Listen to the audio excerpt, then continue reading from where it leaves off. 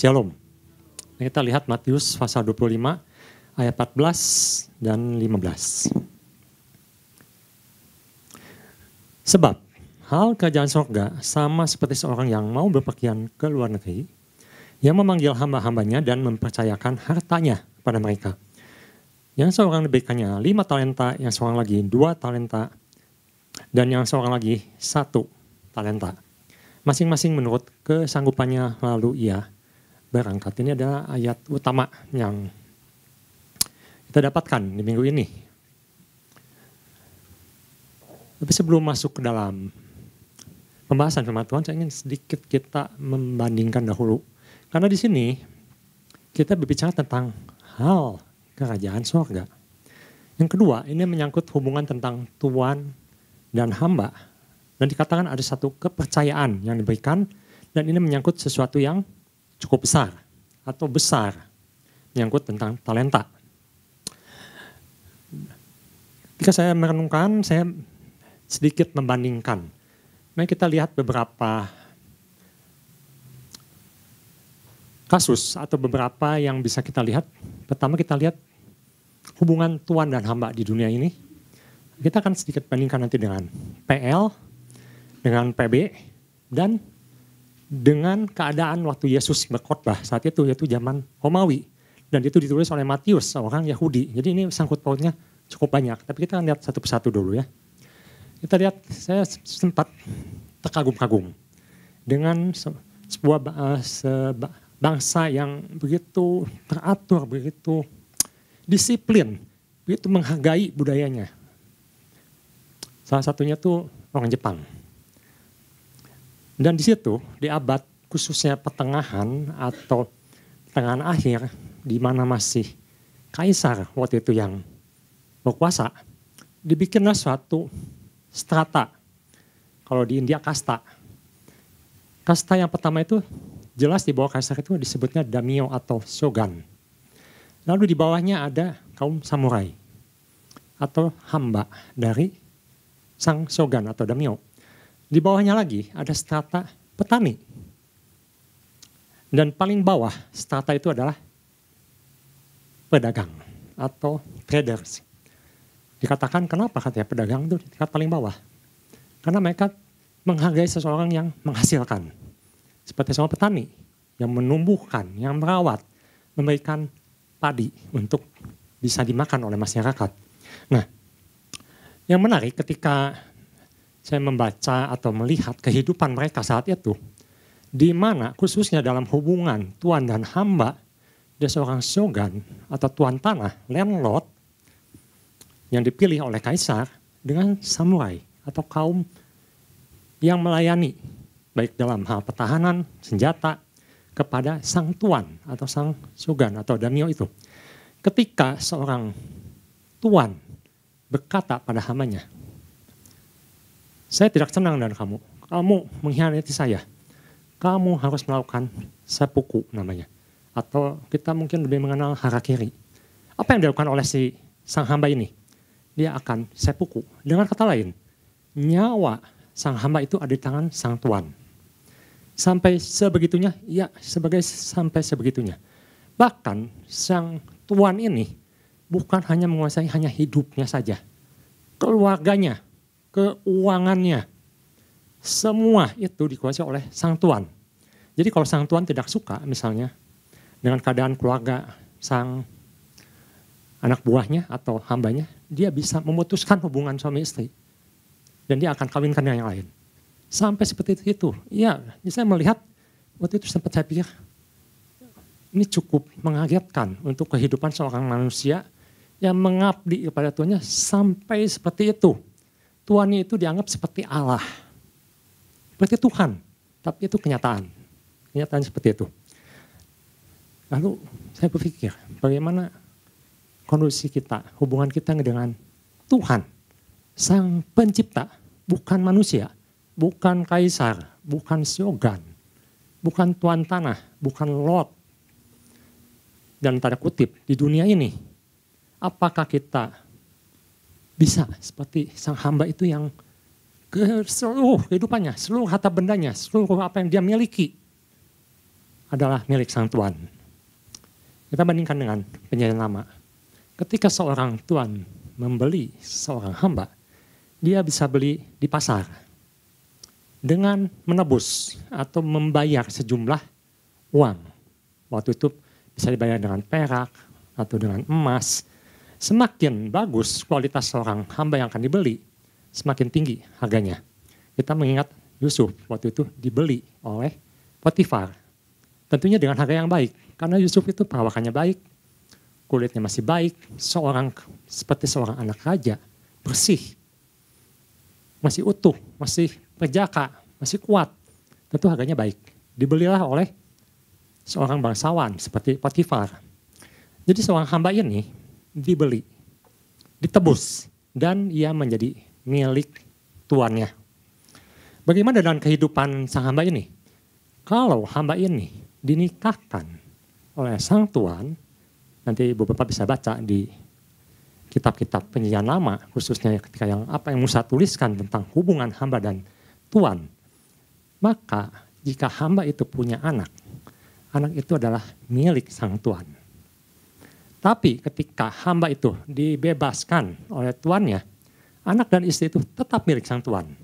Makanya ada satu perjanjian di sana, kalau hamba itu masih tetap ingin mengabdi, dia kepada tuannya, karena keluarganya ada di sana, maka akan ditusuk telinganya, ditindik. Itu ada satu tanda perjanjian bahwa dia akan mengabdi seumur hidup. Demikian, seperti itu hubungan antara tuan dan hamba di perjanjian lama.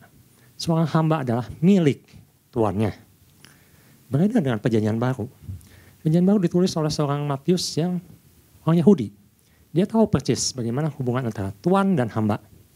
Dan juga di sini dalam perjanjian baru, mereka hidup dalam lingkungan kekuasaan Romawi. Saya sempat cari apa sih hak seorang hamba atau budak waktu zaman Romawi. Ini kehidupan umum waktu zaman Romawi saat itu. Dikatakan ternyata hamba itu tidak punya hak apa-apa. Dia bahkan kesaksiannya di pengadilan tidak diakui. Jadi kalau ada hamba mengatakan saya melihat hal ini apa dan saya menyaksikan, saya bisa jadi saksi, tidak valid, tidak sah, nggak dihargai. Seorang hamba tidak bisa menjadi warga negara Romawi, nggak bisa, kecuali kalau kaisar yang memberikannya. Jadi tidak ada hak menjadi warga negara. Dengan kata lain dia tidak mendapatkan hak sebagai warga negara. Dia tidak mempunyai hak-hak yang lainnya. Cukup menyedihkan ya keadaannya menjadi seorang hamba itu. Tetapi kita akan lihat apa yang diajarkan Yesus di sini dalam konteks kerajaan Allah. Bagaimana hubungan kita dengan Tuhan dalam hal kerajaan Allah. Roma 10 ayat 9 mengatakan, kita akan lihat Roma 10 ayat 9. Sebab jika kamu mengaku dengan mulutmu bahwa Yesus adalah Tuhan dan percaya dalam hatimu bahwa Allah telah membangkitkan dia dari antara orang mati, maka kamu akan diselamatkan. Dengan kata lain, ketika kita mengaku Yesus sebagai Tuhan kita, saat itu kita adalah hamba dari Sang Tuhan, dari Yesus sendiri. Matius pasal 25 ayat 14 ini menceritakan tentang hubungan antara Tuhan dan hamba, di mana Tuhan ini memakai kata kurios. Tuhan, sang penguasa, sang pemilik hamba. Dan yang menarik di sini, Tuhan Yesus memakai perumpamaan hamba ini dengan kata doulos, yang diterjemahkan dengan baik sebagai hamba, budak, tepatnya. Bukan dalam pengertian di perjanjian baru, jadi kita jangan dikacaukan atau dialihkan dengan pengertian budak seperti orang negro di zaman modern, atau budak atau servant dalam perjanjian baru yang Paulus tulis. Tapi di sini adalah seorang tuan yang memiliki hak penuh atas hambanya. Mungkin lebih mendekati atau yang kita bisa bayangkan seperti seorang Jepang yang mengabdi pada tuannya. Dia adalah milik sang tuan. Dan kita sudah ditebus, dibayar mahal dengan darah Kristus. Yohanes 15:15. Dibayar lunas, bayar penuh. Dengan apa? Dengan darah, bukan dengan uang, bukan dengan perak, bukan dengan emas. Dengan darah. Menurut Petrus itu ya, Petrus yang menulis. Dan yang lebih luar biasa, tapi ini kita nanti jangan dikacaukan juga dengan hubungan setelah Kristus menjadi Tuhan kita. Yesus mengatakan bahwa engkau adalah sekarang menjadi sahabat, bukan hamba lagi. Suatu peningkatan yang luar biasa. Tetapi yang saya ingin tekankan sini adalah tentang apa yang Yesus maksudkan dengan saya adalah Tuhan, kamu adalah hamba. Dalam pengertian Tuhan itu punya hak penuh pada hambanya, baik kehidupannya, seluruhnya adalah hak milik Sang Tuhan. Nah itu yang perlu kita tanamkan, supaya kita bisa mengerti bagaimana kita menyikapi apa yang Tuhan sampaikan melalui pesannya di minggu ini. Kita Tuhan sampaikan, kamu adalah hamba. Ketika Tuhan katakan, aku mempercayakan sesuatu kepadamu, mempercayakan talenta kepadamu, sesuatu yang berharga, karena dipercayakan. Bahasa Inggrisnya entrusted. Jadi artinya percayakan sepenuhnya. Itu ada satu kebanggaan, itu ada satu kemuliaan bagi seorang hamba yang dipercayakan penuh. Artinya tuannya sendiri tidak tahu turut campur dalam hal ini. Silakan dilakukan, silakan dikerjakan. Tetapi dalam pengawasan Sang Tuhan itu ada satu yang luar biasa, kepercayaan yang sangat besar. Mari kita masuk dalam firman Tuhan. Yang pertama yang saya dapatkan hanya satu poin saja. Kita harus mau bayar harga untuk kerajaan Allah. Apa hubungannya? Dalam beberapa hari Pak Gembala, rekan pengkhotbah lain sudah katakan tanggung jawab. Ada harus kita lakukan sebagai seorang hamba.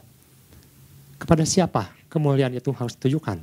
Kepada tuannya, bukan pada kemuliaan hamba. Karena hamba itu hanya melakukan, melaksanakan. Pesan Tuhan mengatakan ada beberapa bidang yang perlu kita pertimbangkan, yang kita ketahui.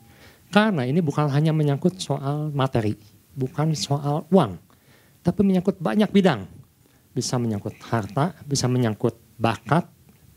Ini kita bisa lihat dari warta juga. Kemampuan, jiwa, manusia, hubungan, keluarga, maupun karunia yang Tuhan berikan, jabatan. Jadi di sini yang penting adalah bagaimana respon kita sebagai seorang hamba untuk bisa menghargai apa yang Tuhan percayakan, bisa melakukan apa yang Tuhan percayakan, bertanggung jawab dalam melakukannya, cara mengelolanya, dan untuk siapa kita tujukan segala sesuatunya.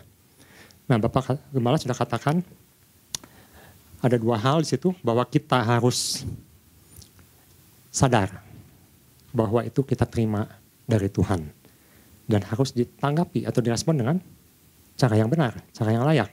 Yang kedua, bahwa kita harus bisa membagikan apa yang kita bisa berikan juga untuk kemuliaan Tuhan dan untuk Tuhan. Pagi hari ini saya ingin membagikan bahwa ternyata untuk menjadi seorang hamba yang bekerja untuk kerajaan Allah, untuk Tuhan, kita memerlukan ada beberapa hal. Saya akan bagi dua. Yang pertama tuh ada tentang usaha. Ayat 16b. Dan waktu. Usaha dan waktu. Yang kedua adalah tentang pengorbanan dan resikonya. Menjadi seorang hamba yang melakukan untuk kerajaan Allah, untuk kerajaan surga. Ayat 16, saya akan bacakan. Segera pergilah hamba yang menerima 5 talenta itu, ia menjalankan uang itu, lalu beroleh laba 5 talenta. Ada yang menarik sini. Ada 3 hamba yang Tuhan Yesus jelaskan di sini, yang umpamakan. Seorang dapat 1, yang lain dapat 2, yang lain dapat 5. Tetapi yang mendapat 2 dan dapat 5, ada sesuatu yang mereka lakukan. Apa yang mereka lakukan? Di sini dikatakan segera. Kapan mereka melakukan atau menjalankan amanat Sang Tuhan? Besok, lusa, tahun depan, kapan-kapan, kalau saya suka, kalau saya punya waktu, mereka melakukannya segera. Dengan kata lain, ini satu hal yang penting dan sang hamba ini menangkap. Ini urgent. Ini hal yang sangat penting. Tidak bisa ditunda. Mereka langsung berusaha, mereka langsung bekerja, mereka langsung mengusahakan talenta yang Tuhan berikan. Mungkin beberapa dari kita termasuk di Komsel juga sempat bertanya, memangnya satu talenta itu berapa besar sih? Saya sempat cari di kamus, satu talenta itu kalau dihitung dalam logam atau emas, perak, itu menurut kamus Alkitab sekitar 42,5 kilogram. Kalau kita standarkan misalnya dengan emas, kan ini tidak sebutan talentanya apa ya, sangat luas. Anggap kita hitung dalam emas, 42,5 kilo itu kurang lebih berapa sih? Kurang lebih sekitar 45 atau 46 miliar rupiah saat ini. Besar atau kecil? Besar. Besar. Ini suatu jumlah yang besar. Oke lah, kalau kita anggap, Pak mungkin ini maksudnya perak. Bukan emas. Oke, kita hitung dalam hal perak. Perak itu sekitar 10.000 atau 12.000 per gram yang murni. Ada yang jauh lebih juga, tapi kurang lebih segitu. Maka akan didapatkan nilai 420 atau 430 juta rupiah. Besar atau kecil? Ya, ada yang mengatakan besar, mungkin buat saya nggak terlalu besar, mungkin seperti itu. Tapi ini cukup besar, menyangkut ratusan juta rupiah. Maksud saya di sini, ini ada suatu jumlah yang besar. Bukan hal yang kecil, bukan dikasih 1 dinar, cukup untuk satu hari, bukan. Karena disampaikan juga dalam kamus Alkitab, ini kurang lebih sekitar 3.000 sikal atau 6.000 dinar, 6.000 upah seorang pekerja bekerja satu hari. Kalau satu hari 1 tahun, 360 hari, ya kurang lebih berapa puluh tahun yang dia percayakan atau yang dia dapat dari Sang Tuhan. Jadi di sini maksudnya ada besar. Sesuatu yang besar. Sesuatu yang dipercayakan penuh, sesuatu yang besar, di mana Sang Tuhan ini mempercayakan kepada hambanya. Ada satu kesaksian di sosmed, masih muda anaknya, baru umur 20 tahunan lah, dan dia bersaksi. Dia katakan seperti ini, saya ini dari keluarga seorang pedagang elektronik. Jadi ayahnya punya toko, jualan alat elektronik. Suatu hari toko ayahnya ini sedang mengalami kesulitan dalam menjual barang-barangnya, atau sepi lah gitu ya. Lalu dia mengambil inisiatif anak muda ini. Pak, saya akan coba bantu jual di tempat di mana orang sering berolahraga di pagi hari. Jadi dia buka lapak, sebuah meja, dia pajang barang-barangnya, dan biasa orang pagi hari kan olahraga, misalnya anggap jam 6 lah mulai olahraga. Jadi dia subuh, sudah buka lapak. Kenapa subuh? Dia bilang karena kalau nggak pagi-pagi, orang lain sudah penuh pasang lapak di situ. Jadi saya harus lebih pagi datangnya. Mulai dia menjajakan dagangannya itu, dan dia katakan lumayan. Berapa orang membeli gitu ya. Mungkin karena kasihan atau mungkin karena tertarik dan barang itu. Ada yang membeli, ada yang membeli, ada yang membeli. Sampai suatu hari, datanglah seorang pembeli komplain pada dia. Dia katakan, saya beli barang ini dan tidak bekerja. Barang ini rusak. Jadi bagaimana? Apa tindakan Bapak? Mungkin kalau kita beli, melihat anak muda, jualan, harga nggak berapa, mungkin cuma 20.000, 30.000, mungkin sampai 100.000. Karena bentuknya waktu itu ya dia katakan seperti semacam speaker itu yang kecil, yang kita tahu harganya pun di bawah 100.000. Komplain, untung pun kecil, beberapa ribu perak. Kita komplain, kita mungkin merasa kasihan juga ya kalau kita komplainnya. Tapi orang ini komplain, orang ini nanya, bagaimana? Ini saya beli dan alat ini rusak. Lalu sang anak muda dikatakan, saya ganti. Karena barang itu sudah tidak ada lagi, dia katakan saya ganti dengan yang lebih baik. Yang lebih mahal harganya. Yang membuat dia menyaksikan adalah hal ini. Ternyata yang komplain itu seorang bos. Bos ini dia punya perusahaan di bidang properti atau semacamnya itu. Dan dia katakan, saya menghargai orang-orang seperti Anda. Seorang yang punya tanggung jawab. Seorang yang punya komitmen. Bagaimana kalau kamu kerja buat saya? Kamu kerja apa, Sang? Oh, dia bantu buat orang tuanya. Bantu saya aja. Direkrutlah dia membantu di perusahaannya, dan dia katakan untuk bagian-bagian elektronik saya akan, yang kamu punya, yang bapak kamu punya, yang ayah kamu punya, yang jual, saya akan ambil dari toko kamu. Dan dia sangat merasa sangat tenang karena jadi ayahnya juga hidup lagi dagangnya. Dan inti dari pembicaraan ini adalah, atau kesaksian ini adalah, wow gitu. Ketika seorang, saya tidak tahu nih bosnya ini orang dunia atau bukan dunia, tapi apa yang dikerjakan oleh anak muda ini dilihat oleh sang bos ini. Dan dia katakan, saya ingin kamu bekerja buat saya karena kamu punya tanggung jawab. Kamu punya tanggung jawab. Kamu akan saya pakai. Bagaimana dengan hamba yang satu orang ini? Kalau kita lihat, kita ambil benang merahnya dari apa yang dunia katakan tentang hubungan seorang Tuhan dengan hamba. Apa yang perjanjian lama katakan tentang hubungan seorang Tuhan dengan hamba. Apa yang orang Romawi katakan tentang hamba. Apakah seorang Tuhan berhak berkata engkau adalah seorang hamba yang malas? Engkau adalah seorang hamba yang jahat. Apakah seorang Tuhan berhak mengatakan hal seperti itu? Kemarin di Komsel juga ada seorang anak muda mengatakan, mengapa hamba ini bilang jahat? Kan dikembalikan barangnya utuh, tidak merugikan loh ini. Barangnya dia tanam, barangnya masih ada. Kenapa tuannya meminta lebih? Menarik pertanyaannya. Utuh dikembalikan.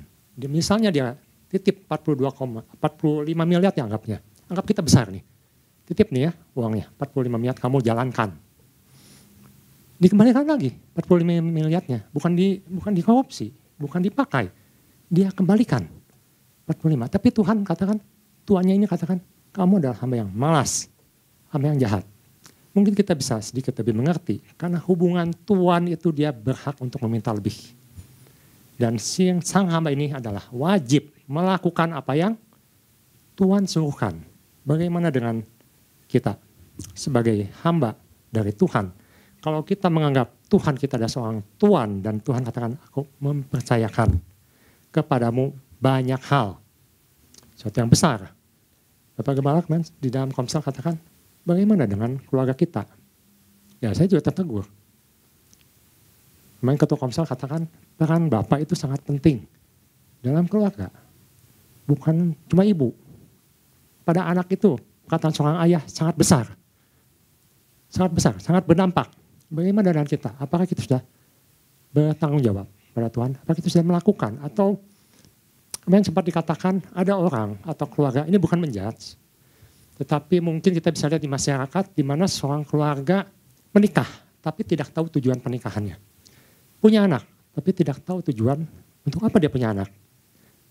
Dia masih suka main, bukan main itu salah. Dia berkumpul dengan teman-temannya, lalu anaknya dikasih full kepada babysitternya. Di mana tidak disentuh, tidak diperhatikan, kehidupannya sepertinya masing-masing. Dikasihkan, kamu adalah bagian untuk dididik, dipelihara oleh babysitter. Tugas saya adalah mencukupkan dalam hal keuangan. Ini satu pertanyaan yang cukup menohok di Komsel kemarin. Apakah jangan-jangan kita juga masih seperti itu? Saya sudah melakukan tugas saya tidak merugikan, tetapi bagaimana tentang tanggung jawab yang Tuhan berikan. Bahkan kemarin sempat pertanyakan, apa nilai anak yang dipercayakan Tuhan pada kita, nilainya kurang dari 1 talenta. Tentu kita akan semua mengatakan anak itu lebih dari 1 talenta nilainya, lebih berharga. Demikian juga tentang nilai-nilai kerajaan surga. Bagaimana dengan kepercayaan yang Tuhan berikan pada kita mengenai karunia yang Tuhan berikan, mengenai tugas-tugas sebagai anak Tuhan yang Tuhan berikan, tentang pekerjaan yang Tuhan percayakan. Wah, jadi banyak sekali ya yang mungkin belum kita lakukan. Jangan-jangan kita adalah hamba yang malas.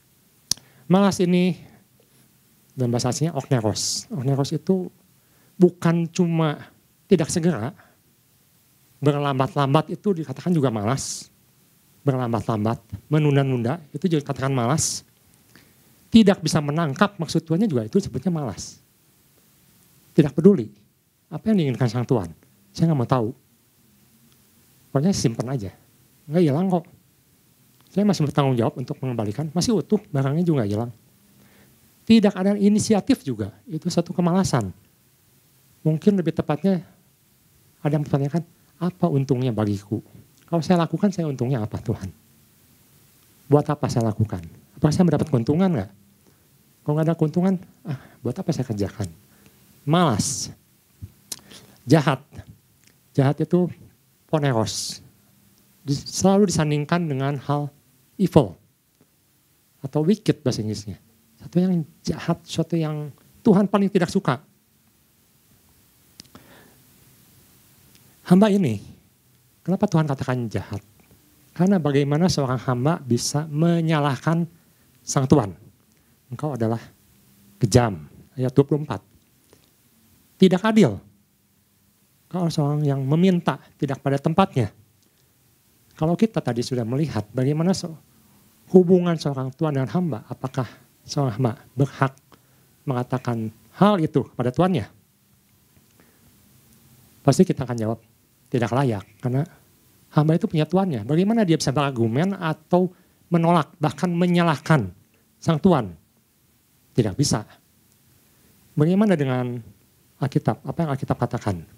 Alkitab katakan kita hamba itu seperti periuk yang dibentuk oleh sang penjunan. Penjunan mau bikin teko, jadilah teko. Penjunan mau bikin sesuatu yang lain, jadilah hal itu. Apakah dikatakan sang tanah liat itu bisa protes kepada sang penjunan? Itu satu pertanyaan yang disampaikan di Alkitab. Berhakkah seorang yang diciptakan komplain, menyalahkan sang pencipta? Atau kita harus sadar diri, saya ini hamba dan saya ini harus mengikuti apa yang sang Tuhan suruhkan, sang Tuhan sampaikan. Beberapa hari yang lalu kita mendengar bahwa ketika Tuhan menebus, membayar, maka dikatakan semuanya sudah di take over. Semuanya sudah di take over. Kita bukan milik kita lagi, kita milik Tuhan. Apa kita berhak mengatakan Tuhan, engkau tidak peduli, engkau jahat. Dan saya masih punya suara untuk menuntut pada Tuhan. Apakah seperti itu? Nah, puji Tuhan ya, kita itu punya Tuhan yang baik. Tuhan juga ada dua macam. Ada Tuhan yang jahat, ada Tuhan yang baik. Kita memiliki Tuhan yang baik. Kalau kita lihat dalam perkembangannya, Tuhan Yesus bahkan menganggap kita ini sekarang ini adalah seorang sahabat. Bukan seorang hamba lagi. Seorang sahabat. Karena Tuhan katakan seorang Tuhan tidak akan memberitahukan segalanya pada hambanya. Tapi seorang sahabat akan memberitahukan apa yang dia inginkan kepada sahabatnya. Dia berikan rahasia kepada sahabatnya. Dan kita adalah sahabat Tuhan. Tapi masalahnya, apakah kalau kita sekarang kita bilang, oh kita sekarang adalah sahabat Tuhan. I am a friend of God. Kita memperlakukan Tuhan kita seperti itu, tanpa respect, selalu bargaining, tawar-menawar dengan Tuhan. Tuhan saya nggak mau hal ini. Tuhan saya pengen itu. Apakah hubungannya masih seperti itu? Ternyata kalau secara kita baca utuh Alkitab, tidak seperti itu. Kita akan buktikan. Petrus katakan pada Tuhan, Tuhan aku sudah tinggalkan semuanya untuk Tuhan. Apa yang akan aku peroleh? Tuhan katakan, kamu akan mendapat mahkota. Ada mahkota yang disediakan, ada upah. Paulus katakan, aku sudah tinggalkan semuanya Tuhan. Masa laluku, aku buang semua. Sekarang aku mengikut Tuhan. Aku ingin finishing well. Itu satu sikap yang luar biasa dari seorang Paulus. Dari seorang Saulus waktu itu. Yang memutuskan untuk sekarang Tuhan, engkau adalah Tuanku. Aku akan lakukan apa yang Tuhan suruhkan.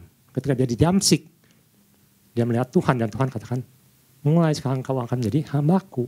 Melakukan apa yang aku suruhkan. Ketika dia hendak ke Makedonia, Tuhan bilang, kamu ke Makedonia. Dia nurut. ikuti apa yang Tuhan inginkan. Tidak seperti Yunus. Yunus menolak dan Tuhan marah. Tapi kita lihat Tuhan kita penuh dengan kasih karunia. Dia berikan kesempatan lagi, second chance untuk Yunus. Tapi yang jelas seorang hamba itu sebenarnya tidak berhak untuk menuntut sang Tuhan. Kita bisa belajar dari seorang yang bernama Tuhan Yesus. Di mana ketika dia akan disalib dia katakan Tuhan atau Allah Bapa. Kalau bisa, cawan ini berlalu. Tetapi kehendakmu yang terjadi. Artinya menundukkan sepenuhnya pada kehendak Tuhan. Demikian juga Maria. Maria katakan, terjadilah Tuhan seperti yang engkau mau. Pertanyaannya, apakah yang Maria dapatkan itu sesuatu yang enak? Sesuatu yang menurut kita sekarang kita katakan ibu dari Sang Mesias. Saat itu, waktu dia hamil tanpa suami. Apakah itu ada suatu kondisi yang baik, yang menyenangkan? Resikonya adalah mati di rajam batu. Apalagi kalau Yusuf katakan aku menganggap engkau berzinah. Maka resikonya mati. Tapi Maria katakan kehendakmu yang terjadi. Dia lakukan apa yang Tuhan inginkan. Jadi saya lihat di sini tokoh-tokoh Alkitab ini mengapa dicatat? Karena mereka adalah seorang hamba-hamba yang baik. Yang Tuhan puji. Seorang hamba yang mau mengikuti apa yang Tuhan inginkan. Yang Tuhan perintahkan. Lalu apakah ada sesuatu kita sebagai hamba di mana Tuhan sebagai Tuan dan sahabat menyuruh kita seperti seorang budak? Saya kira tidak demikian. Kita akan lihat sebenarnya banyak keuntungan kita sebagai hamba yang mau melakukan. Kalau Tuhan perintahkan, karena Tuhan kita adalah Tuhan yang baik. Bukan Tuhan yang sembarangan, yang sembrono, yang bukan sekenak hati, menyuruh-nyuruh tanpa alasan. Kita lihat di sini, kalau seorang yang punya 1 talenta, dia anggap saya tidak bisa Tuhan. Dia katakan Tuhan saya nggak sanggup Tuhan menjalankan 1 talenta. Walaupun kita tahu, yang kita sudah mendengar beberapa hari ini, Tuhan tidak sembarangan memberi 1 talenta. Yang lain diberi 2 talenta, diberikan 5 talenta. Mungkin banyak orang berkata begini, oh dia lebih banyak dapatnya, lebih gampang dagangnya. Saya tanya, kalau Anda dikasih 5 talenta, 5 kali, anggaplah 40 M lah ya. 5 kali 40 M, 200 M disuruh jalankan perusahaan dalam keadaan sekarang loh. Bukan bilang misalnya, oh saya sudah biasa menjalankan nih keadaan Anda sekarang. Dikasih 200 M, disuruh jalankan. Tentunya hasilnya dituntut lebih besar dong. 5 talenta lagi, 200 M lagi, sanggup nggak? Kalau saya pribadi, waduh, 1 talenta aja saya masih mikir, gimana cara muterinnya, gimana cara mendapatkannya untuk kembalikan 40 M lagi. Waduh, kayaknya saya belum hafal Tuhan, belum sanggup. Tidak semudah itu, makin besar uangnya, tidak semudah itu membangun sesuatu yang lebih besar lagi. Mungkin kita perlu tanya kepada yang lebih pengalaman, yang punya kapasitas lebih besar untuk menghasilkan hal yang besar itu. Jadi saya lihat di sini Tuhan tuh baik sebenarnya. Kasih 1 talenta sesuai kemampuan. Karena Tuhan percaya kamu pasti bisa. Di perumpamaan lain dan perumpamaan mina di Lukas, Tuhan berikan kepada 10 orang masing-masing 1 mina. Mina itu lebih kecil dari talenta, jauh lebih kecil. Tetapi yang Tuhan hargai adalah ketika seorang mengatakan, Tuhan saya bisa menghasilkan 1 mina lagi. Tuhan katakan kamu dapat 1 kota. Ada yang mengatakan Tuhan saya cuma bisa 5 mina. Tuhan katakan saya kasih 5 kota. Tapi ada yang bisa katakan saya Tuhan menghasilkan 10 mina. Tuhan katakan kamu dikasih 10 kota. Artinya apa? Artinya sebenarnya apa yang kita usahakan itu Tuhan hargai. Kalau kita mau jujur misalnya, Tuhan saya nggak sanggup. Kalau Tuhan katakan kamu sanggup, artinya apa? Kita bisa minta kekuatan Roh Kudus untuk melakukannya. Tuhan pasti berikan kekuatan Roh Kudus untuk melakukannya. Dalam hal bidang itu, dalam relasi, dalam pekerjaan, dalam hal mengelola keuangan, pasti Tuhan pimpin. Pasti Tuhan bimbing. Tapi jangan seperti hamba ini. masa bodoh tinggalin aja, saya nggak mau, nggak ada untungnya buat saya. Karena ketika seorang diberikan kepercayaan, Tuhan berikan otoritas, itu yang luar biasa, otoritas penuh untuk melakukannya. Bagaimana kita bisa merasakan ada otoritas Tuhan yang diberikan pada kita ketika kita mau berjalan bersama Tuhan, ketika kita mau mengalami mujizat Tuhan dalam hidup kita, ketika Tuhan katakan, kamu lakukan apa yang Tuhan perintahkan. Mungkin ibu bapak masih ingat tentang Ishak. Ishak ini adalah anak Abraham, anak perjanjian pada Abraham. Suatu hari di Hebron, daerah situ, kekeringan. Ishak berpikir, saya akan ke Mesir. Saya akan hidup di sana karena di Mesir masih subur, masih ada makanan. Tapi Tuhan katakan, tidak Ishak, kamu harus di sini tetap. Kamu harus menanam di sini. Apa yang Ishak lakukan? Dia taat. Dia taat. Pertanyaannya, semudah itukah yang Ishak alami? Menabur, menghasilkan? Tidak seperti itu. Masalahnya tidak ada air. Tidak ada air. Maka mulai menggali. Ada usaha, mulai menggali. Dapat air, puji Tuhan. Apakah selesai masalahnya? Belum selesai. Diambil airnya oleh masyarakat sekitar, diaku milik mereka. Gali lagi yang lain. Dapatin lagi air. Puji Tuhan. Dan begitu, diaku lagi sampai beberapa kali. Akhirnya dia katakan, akhirnya yang ini tidak diaku. Ada kelepasan, puji Tuhan. Ada tantangan. Jadi saya melihat di sini suatu tanggung jawab itu bukan artinya kita akan mengalami lancar-lancar saja. Ada tanggung jawab, ada masalah yang akan kita hadapi. Tetapi Yakobus katakan berbahagia orang yang tahan uji. Orang yang setia, bahasa Inggrisnya itu pakai faithful. Ada hubungannya dengan iman. Dan yang menarik, ternyata dalam bahasa Yunaninya juga ada hubungan dengan iman. Pistos. Ada hubungan dengan iman. Seorang yang setia, seorang yang mau melakukan, ternyata dia memiliki iman. Dia percaya kalau Tuhan akan mampukan dia. Faithful, setia. Tuhan katakan, engkau adalah hamba yang setia. Faithful, ada iman padamu. Engkau percaya kepadaku. Kita harus percaya pada Tuhan. Faithful. Jadi sekali lagi kita akan kembali kepada pesan Tuhan. Tuhan menyampaikan ada sesuatu yang baru. Dan Bapak Gembala sudah jelaskan, baru itu bukan dalam pengertian baru, materi, tetapi ada satu pembaharuan tepatnya. Ada sesuatu yang perlu diperbaharui dalam kehidupan kita. Dalam banyak bidang. Bidangnya luas sekali, tetapi apa yang ingin saya ajak pagi hari ini adalah mari kita memiliki hati sebagai seorang hamba. Seorang hamba yang mau dibimbing, yang mau dipimpin, yang mau melakukan apa yang Tuhan suruhkan. Dan kita akan lihat bahwa Tuhan akan berikan otoritasnya. Tuhan akan pimpin, Tuhan akan berikan kekuatan. Tuhan akan menggenapi apa yang Dia suruhkan kalau kita mau bergerak. Dan kita mau melakukan apa yang Tuhan pesankan. Mudah-mudahan hari ini kita semua bisa memiliki iman yang semakin kuat, faithful, setia pada apa yang Tuhan sampaikan. Dan saya percaya Tuhan akan berikan daya tahan, daya kekuatan seperti Ishak dalam menghadapi berbagai masalah. Dan juga ini sekaligus menjadi suatu pelatihan. Satu pelatihan.